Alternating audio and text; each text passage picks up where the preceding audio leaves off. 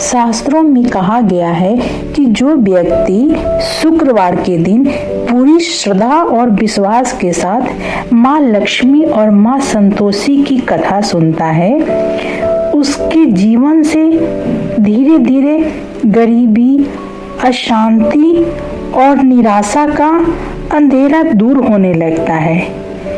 जैसी सूखी धरती को बारिश की बूंदें नया जीवन देती है, वैसे ही यह कथा मन में सुख और आत्मविश्वास भर देती है। आज एक क्षण ठहरकर अपने जीवन की ओर देखिए। कभी धन की चिंता सताती है, कभी मन में असंतोष बना रहता है, कभी मेहनत के बाद भी फल नहीं मिलता और कभी भविष्य का डर मन में बैठ जाता है। दोस्तों, इस पावन कथा को अंत तक पूरा सुनिएगा, क्योंकि अधूरी कथा सुनने से उसका पूर्ण फल प्राप्त नहीं होता। अधूरी कथा जीवन में भी अधूरापन छोड़ जाती है। नमस्कार दोस्तों, आइए सुनते हैं माँ लक्ष्मी और माँ संतोषी की यह दिव्य लीला। एक समय की बात है, एक गांव में दो सगे भाई रहते थे, माधव और केशव। दोनों बहुत गरीब थे। दिन भर खेतों में मजदूरी करते थे, लेकिन शाम होते ही चाहे जितने थके हों, माँ लक्ष्मी की आरती जरूर करते थे।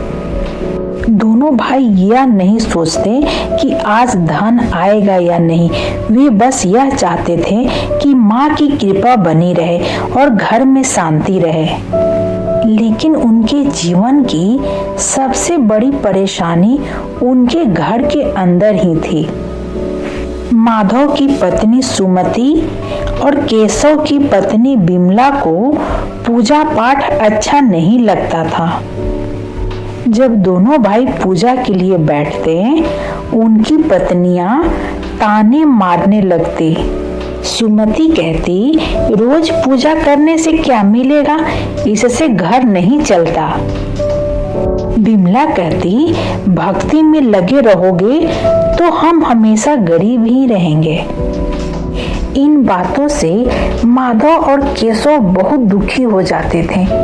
उन्हें अपनी गरीबी का उतना दुख नहीं था जितना इस बात का कि उनके अपने लोग ही माँ की भक्ति के खिलाफ थे। एक दिन दोनों भाई चुपचाप मंदिर गए। माँ लक्ष्मी की मूर्ति के सामने बैठते ही उनकी आंखों से आंसू निकल आए।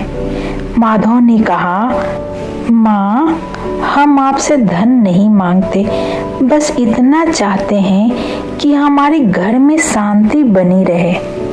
केशव ने कहा, माँ, हमारी पत्नियां अज्ञानी हैं, उनके मन में गुस्सा और कड़वाहट है, उन्हें दूर कर दो और अपनी भक्ति का रास्ता दिखा दो।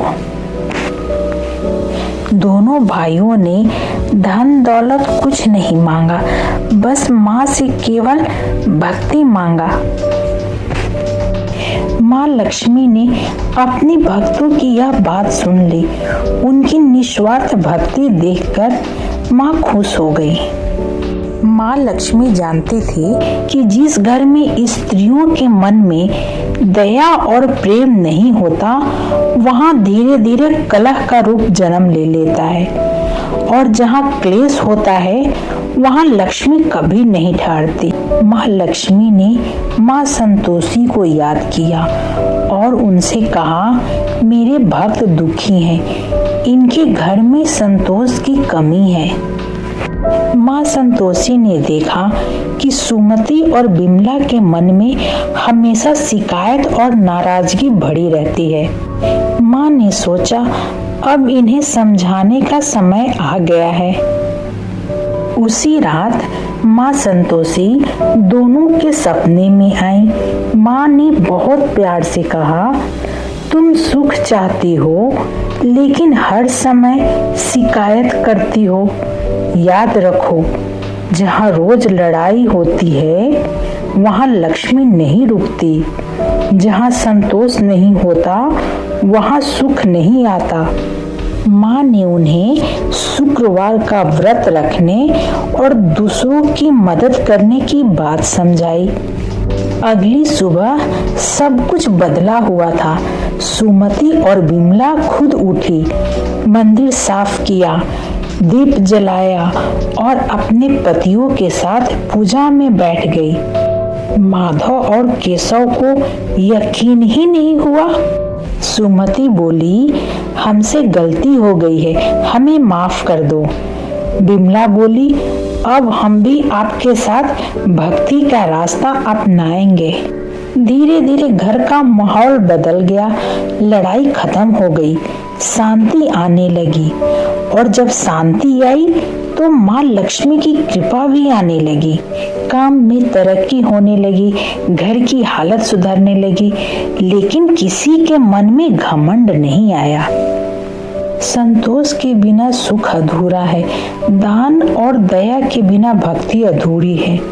लक्ष्मी केवल धन ही नहीं बल्कि सुरक्षा और स्थिरता भी देती है। दोस्तों, यह कथा केवल सुनने के लिए नहीं, जीवन में उतारने के लिए है। कथा को अंत तक सुनना, समझना और अपनाना ही इसका सच्चा फल है। जय माँ लक्ष्मी, जय माँ संतोषी।